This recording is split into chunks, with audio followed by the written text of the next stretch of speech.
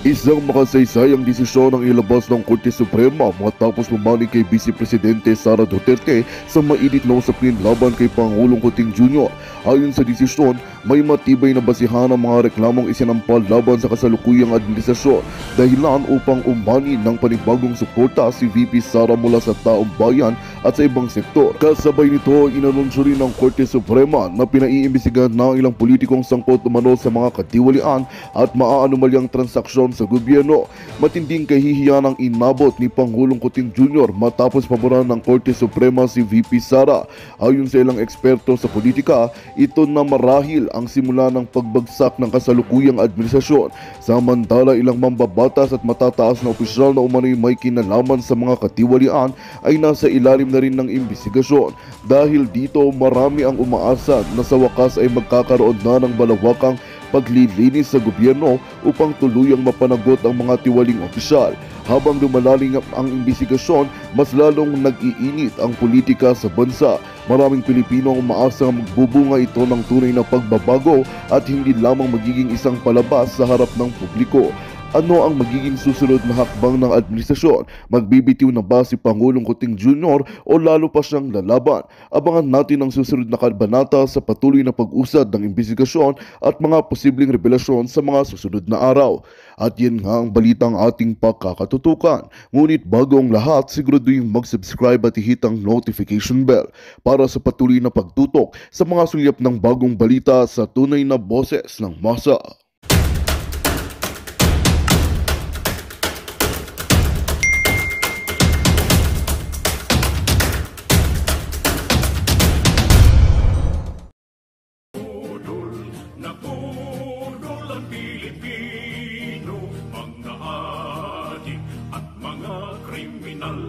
Nagkakaisa silang lahat.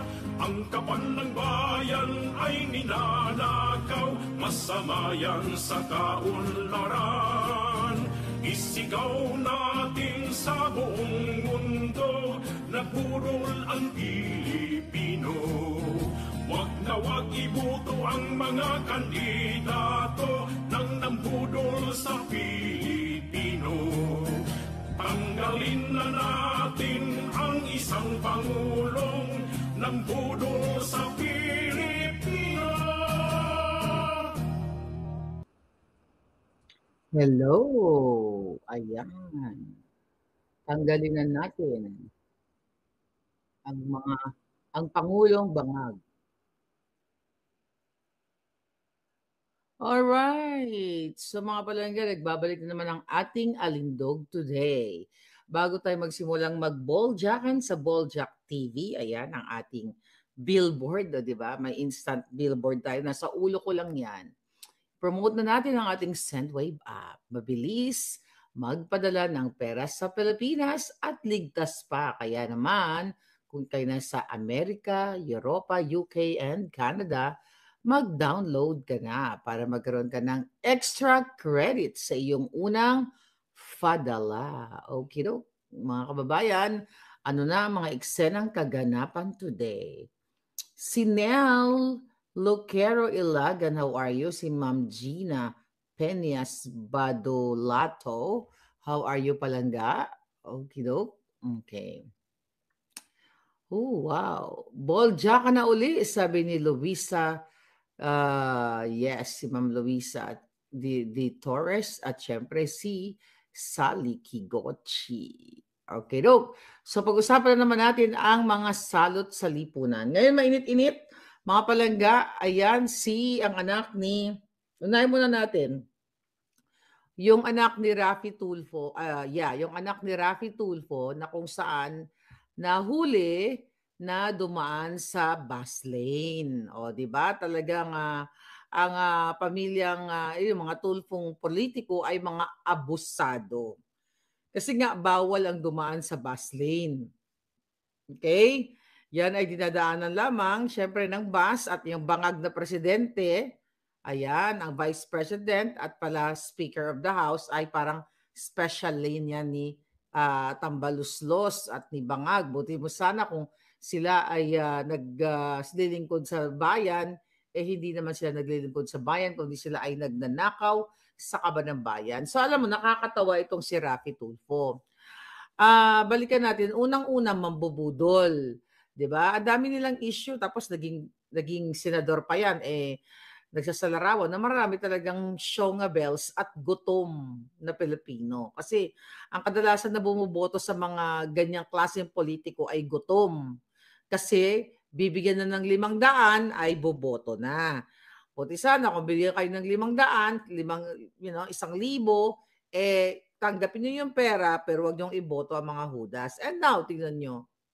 Nahuli ang anak sa bus lane, which is, nasa House of Representative, yung anak niyang malapit ng jumutok sa kalalafang, di ba? Yung mga to, sana pumutok na lang kayong lahat sa kalalamon nyo. Actually, si Raffy Tulfo ay talagang binuhay niya ang kanyang pamilya sa mga chismis na mga palabas dyan sa kanyang channel o sa kanyang show.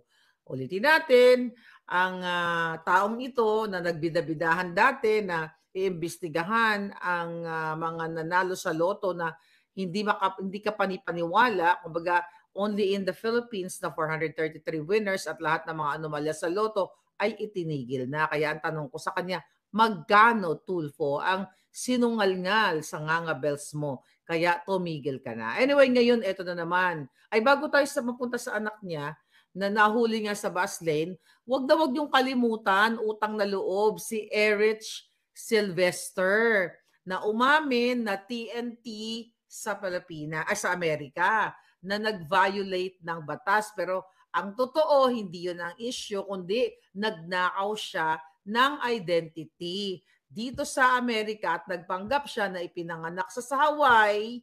Then, ang kanyang inassume na pangalan ay Erich Sylvester. Tapos ngayon, ako ang hinamon-hamon na ibenta ko daw yung mga ari-arian ko dito sa Amerika. Alam mo naman, marami akong ari-arian, di ba? Pero kalaunan ay si Erich Sylvester pala or si Erwin Tulfo pala ang mayroong ari-arian dito sa Amerika na biniling cold cash na 1.5 something million nung binili noong tama ba date natin, 2020 or 2021. Ngayon, sabi ko nga sa inyo, saan ka makakakita na ang kanyang asawa dito sa Amerika, I don't know kung divorce ba siya dahil, kung Erich Sylvester siya, invalid din ang kanilang kasal. Dahil ipaliwanag na natin yan. O kung nakinabang yung babaeng yon na asawa niya dito sa Amerika, doon sa pagbili ng bahay dahil nakapangalan sa babae at ito ang trabaho ay caregiver or CNA. Walang problema kung caregiver ang CNA ang trabaho mo, ginagawa ko yan, lalo tindera pa nga ako nung pagdating ko dito sa Amerika, ginawa ko lahat yan. Pero yung magtataka ka na ang isang CNA, Certified Nursing Assistant, ay nakabili ng cash na 1.5 something million. At walang iba, asawa lang naman siya ni Erich Sylvester Tulfo. Pinapaalala ko lang sa inyo para hindi naman kayo magiging ob-ob. 'Di ba? Nakakaawa na yung Pilipinas. Ngayon, panibagong pang-aabuso ng anak ni Raffy Tulfo na dumaan sa bus lane. Again, hindi siya dapat dumaan dyan. Pero anong paliwanag dyan ng kanyang amang salot? Okay, basahin natin ang paliwanag at mawiwindang talaga kayo sa kanyang mga tinuran. O, 'di ba? Ang tinuran ng mga jutang Ginemes. Ano ang kanyang tinuran? Alright, tignan natin kung ano ang kanyang tinuran. Wala na yung kanyang tinuran dito. Oh my God. Grabe, nakakaloka na talaga ang ginagawa ng mga ginayupak na itech. Okay, tignan natin ano sinabi ng hitad. Okay. Ang sabi ni Tulfo, ito sabi niya. Okay, sabi niya, tinanong kasi siya ng reporter, si Raffy Tulfo, kung anong masasabi niya dahil yung anak nga niya ay nahuli na dumaan sa bus lane. Ang nagmamaneho ay driver. Ang sinasabi ni Tulfo diyan mga palangga, tumakas. Ang sabi kasi ng reporter, ano sir, anong masasabi mo dito sa ginawa ng anak mo na nadumaan nga dito sa tawag dito sa bus lane na ito na which is bawal. Anong sabi ni Raffy Tulfo? O nahuli ba? Ay, tumakas ba? Hindi naman, di ba? O, parang, alam mo yon, nakakaano talaga, teka, okay, wait a minute. Nakakarimarim dahil mga kababayan, ito pala. Okay, tingnan natin. Eksaktong word ng sinabi ng Julul. Okay. Ito. So, ang sinabi ni Raffy Tulfo, mga kababayan, ang binanggit niya, nahuli ba yung anak ko? Ito pala siya natin. Nahuli ba yung anak ko? Tumakas ba? So, hindi, di ba? So, hindi naman tumakas. Okay? Kung tumakas, edi, parang yun daw yung pag tumakas, edi, hindi okay. Pero dahil hindi tumakas, wala namang problema. O, di ba? Sabi niya, kasi ang pagkakaalam ko, nagmamadali siya. Nag-apologize naman. Di ba kaputahan talaga? Di ba? Kadyutahan talaga, mga palangga, pang-aabuso talaga ito sa kapangyarihan o sa pang-aabuso sa kanilang kapangyarihan o ng kanilang mandato. Ganito nila balasubasin ang taong bayan. Okay, Santo? Ayun, ang pangalan pala ng anak niya ay si Ralph Wendell Tulfo. At ito ay nahuli nga sa EDSA busway, mga kababayan. Imagine ninyo. Ganito na lang kayo talaga babuyin ng mga ito. Hindi naman, nag-apologize naman daw sabi ni Tulfo. So ang question dito, mga kababayan, ang tanong natin sa inyo, mga hitad, so ibig sabihin, itong mga katulad ng anak ni Tulfo, ang mga Tulfo, dadaan na lang sila sa bawal o magkukumit sila ng mga traffic violation at magsusorry na lang. So yung ibang tao, yung mga random personality na hindi naman politiko, ay what? Sisitahin, huhulihin ng mga traffic enforcer, minsan sinisigaw-sigawan pa o inaano pa, minamaltrato pa o kung ano-ano pa. Di ba remember I think may nag-send sa group namin, balikan natin to. Ito pala ang group, ito pala. May nag-send nung nahuli din ang tatay ni sino yon? Ni Senator Gatchalian, okay? Sherwin Gatchalian na gumamit din ng bus lane. So ito, nag-ipal-ipal din si Tulfo doon. Tignan natin. Pakinggan natin.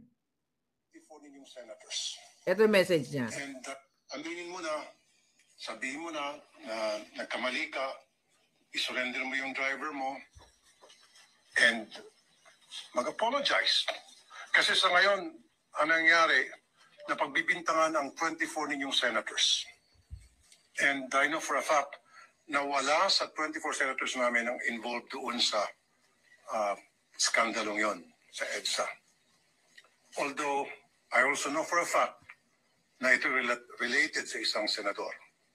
Okay, yun ang sinabi niya nung nahuli ang ang tatay ni Gatchalian kasi gumamit ng plate number 7. Ito ngayon ang kanyang statement, yung anak naman niya nahuli. Listen. Well,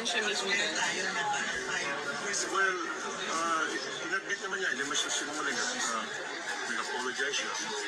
Di ba niya justify? Well, inadmit naman niya, hindi siya nagsisinungaling. Nag-apologize siya. Ibig sabihin ba, mga kababayan, so ito mga buwaka ng inang ito, mag-violate ng batas, let's say for example, di ba, magnanakaw sila, tapos magsusorry na lang. Wala, actually, hindi sila nagsusorry, di ba? Kakapal na mukha nito. Tingnan natin. As long as tumakas, hindi siya gumamit ng plakang 8 weeks, karapatan niya gumamit, pero hindi siya gumamit. As long as hindi siya tumakas, as long as hindi siya gumamit ng plakang 8, which is karapatan naman niya yon, so okay lang.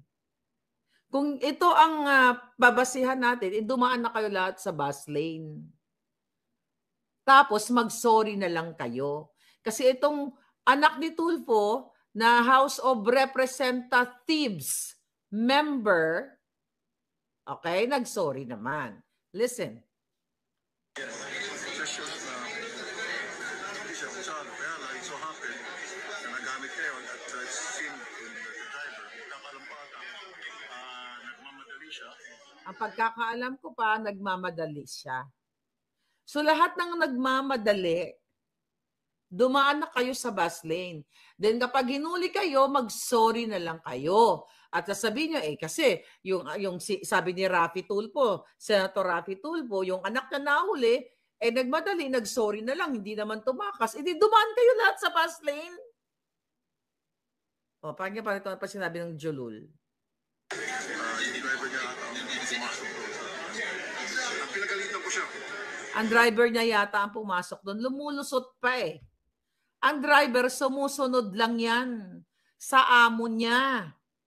Kung ang amo mo ay matino, na hindi ka inuutusang sumuot sa mga bawal o gumawa ng mga bawal o suminghot, hindi yan sisinghot ang driver o, well, hindi yan dadaan doon sa bus lane. Kung ang amo mo ay mismong sinasabihan ka na, yung amo mo mismo ay sumusunod sa batas. Kaso dito makikita mo, simpleng batas trapiko ay binababoy ang Pilipino. At ngayon, nag-justify pa, tumakas ba siya? Nag-sorry naman siya. Kaya nga sabi ko sa lahat ba, okay na lang dodawaan sa bus lane at mag-sorry-sorry na lang kayo? Listen. Pinagsabihan ko pinagalitan. Yung anak niyo, sir, ang pinagalitan? Pinagalitan ko, sorry sa akin. Sabi ko, mag-apologize sa Pinagalitan ko. So parang ang gusto niyang palabasin, nag-sorry na eh. Tumahimik na kayo. Diba? Hindi naman tumakas yung anak ko eh. Pero hindi mo maaalis na nag-violate siya ng traffic law. Yun ang malinaw dito. Aminin mo na. Tapos pag sa ibang tao, na nangyari nga kay Gatchalian noong November, aminin mo na, nagsiga-sigaan, nakita niyo mga palaga, mga kababayan. So diyan mo diyan ninyo matitimbang na hindi karapat-dapat iboto ang mga Tulfo. Dapat ibasura nyo na yan. Lalo na yan si Erwin, yung 2 Tulfo. O kung sino pa mga Tulfong tumatakbo. Si Erwin Tulfong tsuktsakhero, di ba? Wala naman tayong problema sa 10 ang anak, o 12 ang anak, o 20 ang anak, di ba? Magandang ehemplo ba yan? If you compare that to Attorney Vic Rodriguez, to Congressman Marcoleta, sino iboboto mo? Si Erwin Tulfo na nagsinungaling, umamin na nag-TNT, lumabag sa batas ng Amerika, then pangalawa, huling-huli na nag-identity theft, pangatlo, yung kanyang SALN na dineclare noong siya ay inappoint ni Bangag sa DSWD, nakita na mga congressman na kapwa niya congressman na hindi nag-match ang kanyang income, yung kanyang yaman sa kanyang dineclare na income tax. Diba? Pinakita ko sa inyo, 4 million ang dineclare niya, pero ang kanyang asset ay 200 plus million. Tapos iboboto nyo yan? Bigyan nyo ng tsansa si Vic Rodriguez, si Marcoleta, si Norberto Gonzales, si Allen Capuyan, kahit na sabihin mong hindi sila ganun, hindi sila artista.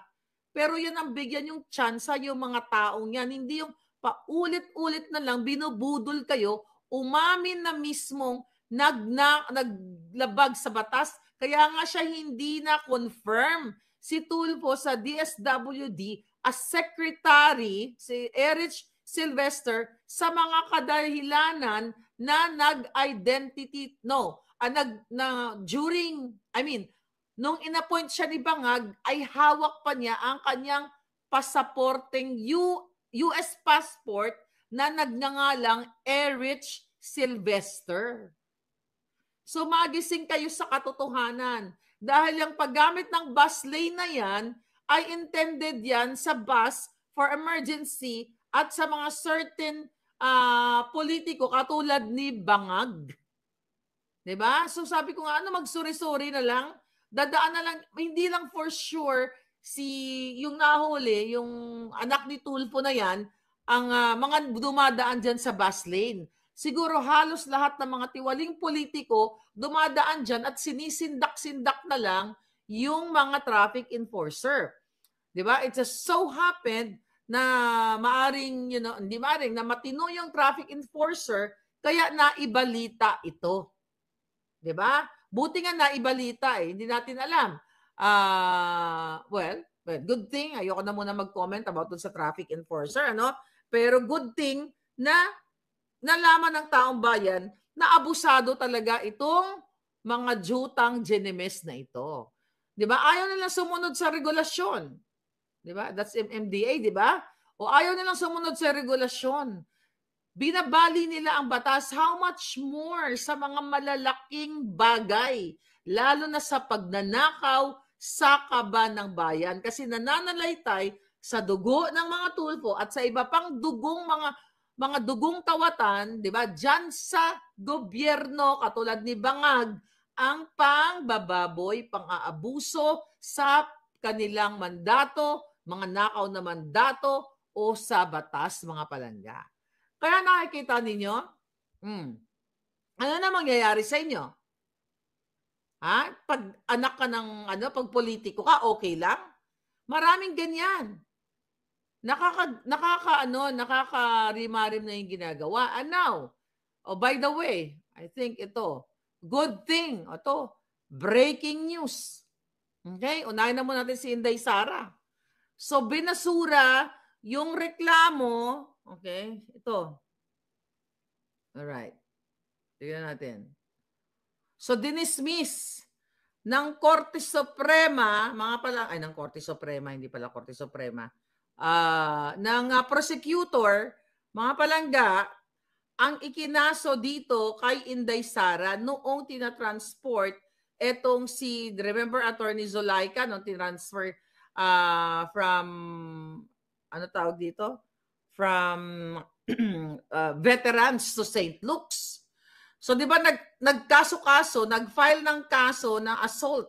I think assault yung inano niya. Okay.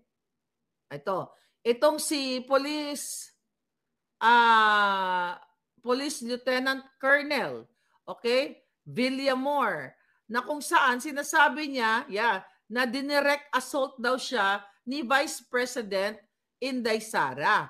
At pinailan niya nga si Inday Sara, si Colonel Raymond Dante, Petina La Chica, at ang iba pa. Kitang-kita yun nung November kung paano niya ibagsak, isara yung hood. Hood ba yun? Yung basta yung ng sasakyan, yung takip, yung hood. I don't know kung anong tawag doon. So anyway, kitang-kita ninyo na si Inday Sara pa nga, si Vice President Sara pa, ang gusto nilang saktan. Tapos ngayon, ito pang kapal ng mukha nitong Villamor na to na magkaso-kaso. A good thing, okay? Saan to? Office of the City Prosecutor, Department of Justice, okay? So ito ay binasura na o dinismiss na nga, mga palangga. So magandang pangitain ito na kahit paano may matitino-tino pa na prosecutor dyan. Hindi katulad ng mga nababayaran ni Satanas o yung prosecutor na tumanggap ng kaso ni Taerna laban sa akin kahit ang mga detalye ay fake, fabricated o gawa-gawa. Okay? Anong sabi dito? So ito yung desisyon.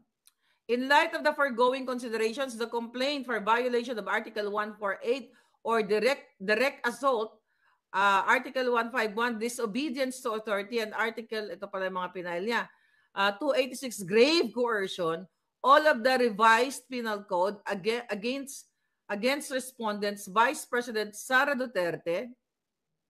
Okay? Magandang balita ang hatid namin sa inyo ngayong araw. Sa pagtatapos ng aming balitaan, nagbigay kami ng mga mahalagang impormasyon. Maraming salamat sa pagtutok at pagsuporta sa aming programa. Huwag kalimutang manatili sa mga susunod na araw para sa mga bagong balita at mga kwento na dapat nating abangan. Mula sa Boses ng Masa, magandang araw, Pilipinas!